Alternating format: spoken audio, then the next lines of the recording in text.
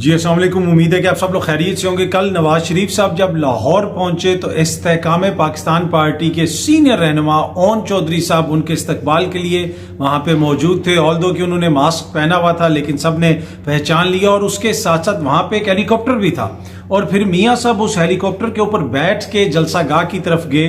अब ये पता चला है कि जनाब वो हेलीकॉप्टर जो है वो जहांगीर तरीन साहब का है। इसके ऊपर अली जैदी साहब ने ट्वीट भी की। मैं जरा आपको पढ़ के वो ट्वीट सुनाता हूं।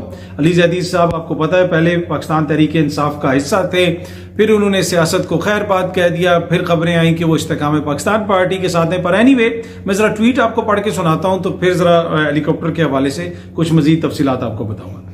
मैं एक बार फिर वाजे कर देता हूं कि मैंने 28 मई 2023 को जैकबाबाद जेल से सियासत से अलहदगी का ऐलान किया था और तब से आज तक गैर सियासी हूं।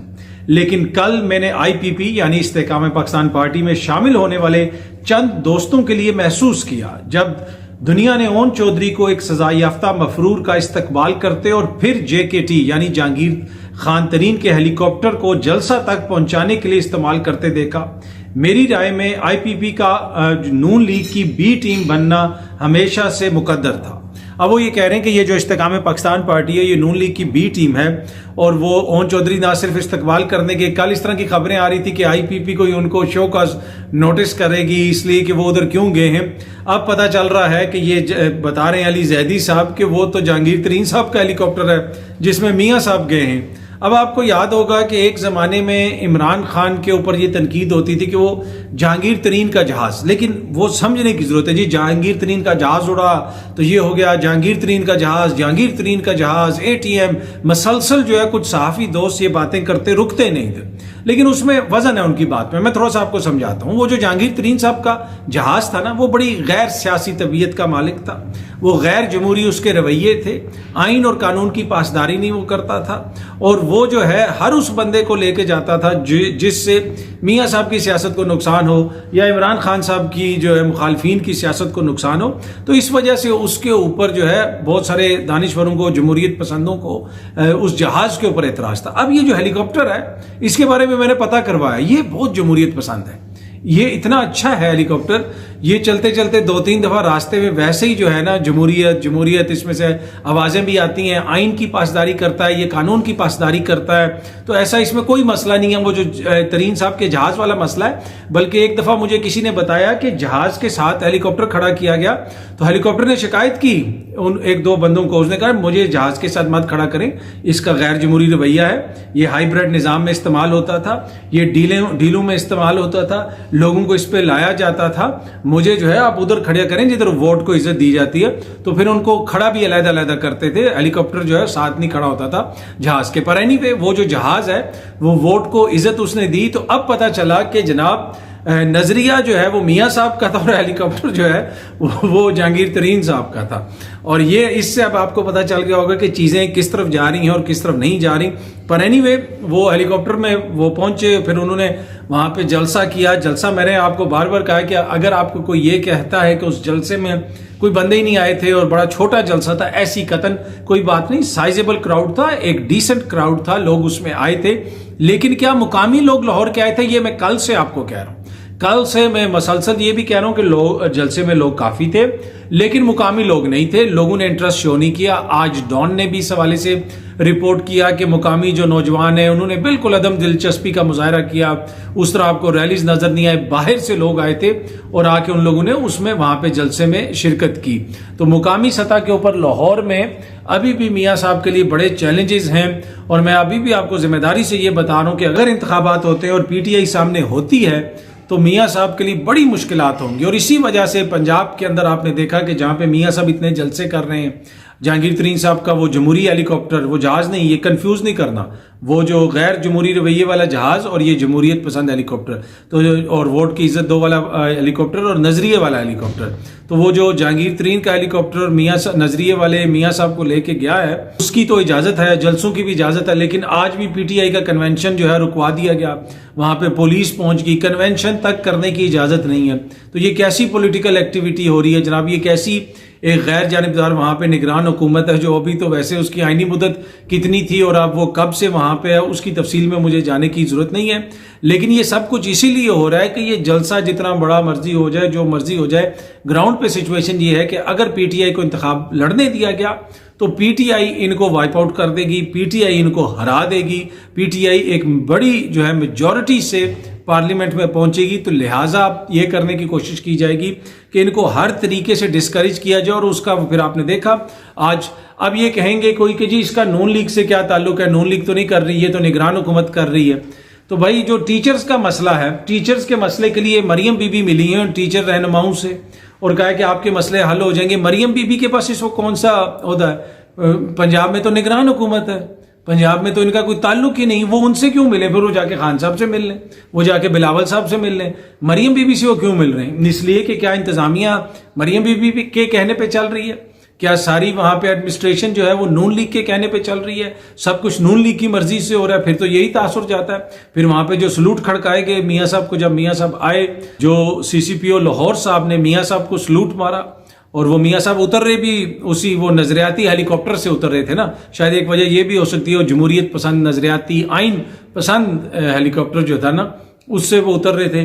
तो जनाब वहां पे उनको सलूट भी मारा। तो मरियम बीबी फिर दीगर लोगों से भी मिल लें, उनके मसाइल भी हल कर लें। और तो किसी से नहीं वो मिल रही, और जो इनके मसाइल हैं वो और भी किसी जमात से नहीं मिल रहे, वो मिल रहे किससे हैं? मरियम बीबी से मिल रहे हैं। तो इट मीन्स कि पंजाब की एडमिनिस्ट्रेशन में कोई ना कोई उनकी से तो है जो वो ये कह रहे हैं कि वो मसले हल करा देंगे और सब कुछ कर देंगे। अच्छा, आपको याद होगा कि वो फौजी अदालतों के हवाले से जो केस चल रहा था सुप्रीम कोर्ट के अंदर, उसमें अटॉर्नी जनरल साहब ने सुप्रीम कोर्ट को बताया था कि किसी सिविलियन का कोई ट्रायल नहीं होगा जब तक इस केस का फैसला नहीं हो जाता। अब जो है अदालत को बताया गया है, अब ये खबर सामने आप देख सकते हैं, military trials have already begun, SC यानी सुप्रीम कोर्ट इन्फॉर्म्ड। अब ये बताया गया कि जनाब वहां पे तो सिविलियंस के पहले से मुकदमात भी शुरू हो गए हैं, वहां पे तो ये सारा मामला चल रहा है। जो मियाँ अली शफाक साहब हैं, सीनियर कानूनदान हैं, उन्होंने भी इसके ऊपर ट्वीट की कि लाहौर में 9 मई की बदकिस्मत वाक़े के सिलसिले में मिलिट्री कोर्ट्स में ट्रायल की इंतहाई तेजी के साथ कार्रवाइयां पिछले 2 हफ्ते से चल रही हैं,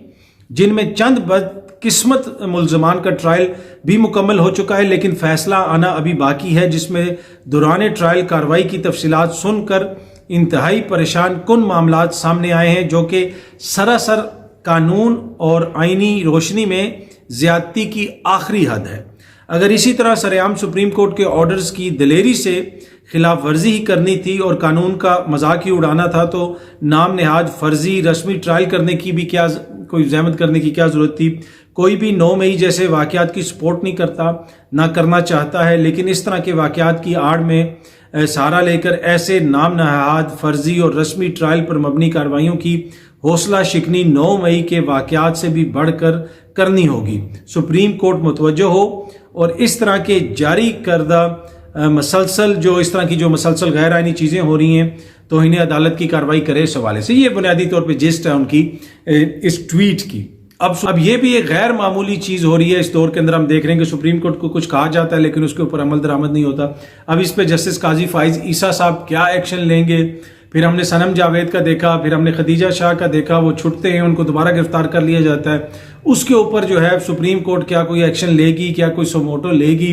कि जिस तरीके से किया, देखें ये जो बात इन्होंने की है ना कि 9 मई के बदकिस्मत वाक़यात, ये बड़ी इंपॉर्टेंट बात है। आप सियासत की आड़ में कतई इजाजत नहीं दे सकते कि मुल्क के अंदर अफरा तफरी फैलाई जाए, अपने इदारों के ऊपर हमले किए जाए, मुल्क को नुकसान पहुंचाया जाए, इसकी कतई कोई इजाजत नहीं हो सकती। हाँ, अगर कोई शख्स गैर कानूनी हरकत में मुलविस है, उसने कानून को तोड़ा है, तो आइन और कानून के मुताबिक उसके खिलाफ मुकदमा चलाया जाए। एक तरफ सुप्रीम कोर्ट में आप कह रहे हैं कि जनाब हम कोई मुकदमा नहीं चला रहे, दूसरी तरफ आप बता रहे हैं कि जी बड़े तेजी से मुकदमा चल रहे हैं, तो ये फिर परेशान कुन जिसे आप कह सकते हैं डेवलपमेंट है। आप देखते हैं कि मोअज़्ज़िज़ अदालत इसके ऊपर क्या करती है। वो जो फौजी अदालतों के हवाले से मुकदमा था, उस बेंच से काजी फाइज ईसा साहब ने खुद को अलग कर लिया था। अब जो नया बेंच सामने आया है उसमें भी वो शामिल तो हो सकते थे, अब तो फैसला हो चुका है प्रैक्टिस एंड प्रोसीजर का, उसमें वो शामिल नहीं हुए। कुछ दीगर लोगों को जज साहिबान है उसमें, और फिर एक और जो इलेक्शंस के हवाले से बेंच बना है उसमें वो उसकी सरबराही कर रहे हैं। 2 सूबों में जब इलेक्शंस नहीं हुए उस वक्त भी जब कार्रवाई हो रही थी, तो उसके अंदर भी जिस किस्म का माहौल रहा, बेंच कभी ये होता था कभी वो होता था, कोई जज क्या कह देता था, कोई क्या कह देता था। इसमें ये किसी को शक नहीं होना चाहिए कि जो इंतखाबात नहीं हुए उसमें जिस तरह शुरू में सुप्रीम कोर्ट के अंदर कार्रवाई होती रही और जज साहिबान उस कार्रवाई के अंदर से मुख्तलिफ आइनी और कानूनी नुकात उठाते रहे, जो उनका हक है और जो उनकी ड्यूटी है, उसकी वजह से कभी एक मसला आ जाता था, कभी दूसरा मसला आ जाता था, और आखिर में जब फैसला आया कुछ जज साहिबान साइड पे गए तो फिर वो पड़ गया जनाब कि 2-4 का फैसला है या 3-4 का फैसला है। वो एक जो आपको पता है लाहासिल किस्म की बहस जारी रही, तो वो हमारे सामने भी है और आपके सामने भी है। तो वो बहस चलती रही, हुकूमत कहती रही कि जनाब ये तो 3-4 का फैसला नहीं है, ये तो 4-3 का फैसला है, ये 3-2 का फैसला नहीं है। वो आपको भी पता है फिर किस तरह हुआ। लेकिन इसमें कोई शक नहीं है कि जो वो आइनी और कानूनी नुकात मुख्तलिफ जज साहिबान ने उठाए, कहा कि जनाब अभी तो सूबाई जो सतह के ऊपर हाई कोर्ट से वहाँ पे ये मामलात ज़ेर समाअत हैं, तो अभी भी बहुत सारे ऐसे जो मामलात हैं गालिबन वो हाई कोर्ट्स के अंदर भी हैं। तो क्या अब उसके ऊपर समाअत हो सकेगी? क्या वो जो माजी में इलेक्शंस नहीं करवाए गए 90 रोज के अंदर, जी मामला चाहे हाई कोर्ट में था चाहे सुप्रीम कोर्ट में था, जिधर भी था, आइन तो तोड़ा गया है, आइन शिकनी तो हो गई है। 90 रोज के अंदर इंतखाबात तो 2 सूबों में नहीं करवाए गए। उसके ऊपर अब मोअज़्ज़िज़ अदालत क्या देती है मुस्तकबिल के लिए, एक वो प्रेसिडेंट होगा फिर, इसलिए कि अगर अदालत कुछ नहीं कहती और इसी तरह मामला चलते रहते हैं तो फिर वो भी एक प्रेसिडेंट सेट हो जाएगा कि बस जिसकी जब मर्जी होगी वो इंतखाबात करवाएंगे। हमने देखा कि सूबों में डिले हुआ और उसके बाद अब वफाक में डिले हो रहा है। जो सूबों में डिले करने के लिए जमीन आसमान एक कर रहे थे, जिसमें पीपल्स पार्टी सबसे आगे थी, अब वो ये कह रही है कि वफाक में बड़ी ज्यादती हो रही है। और हम उस वक्त भी अर्ज कर रहे थे कि आज आप सूबों में इलेक्शन रोक रहे हैं, कल वफाक में इलेक्शन रोके जाएंगे, फिर आपने गिला शिकवा नहीं करना, और वही हो रहा है। पर अब वो गिला शिकवा कर रहे हैं। पर एनीवे ये बड़ा इंपॉर्टेंट मुकदमा है। ये दोनों जो डेवलपमेंट्स हैं ये बड़ी इंपॉर्टेंट हैं। अब देखते हैं कि कल सुप्रीम कोर्ट इसके ऊपर आगे से क्या कहती है। हुकूमत को, अटॉर्नी जनरल साहब को, इसलिए कि उन्हीं को बताया गया था और उन्होंने ही कोर्ट को बताया था कि ये मुकदमात अभी नहीं चल रहे। जो भी इसकी डेवलपमेंट होगी हमारी कोशिश होगी कि आपके साथ शेयर की जाए। उम्मीद है कि ये वीडियो आपको पसंद आई होगी। बहुत जल्दी आपसे दोबारा मुलाकात होगी। Thank you very much.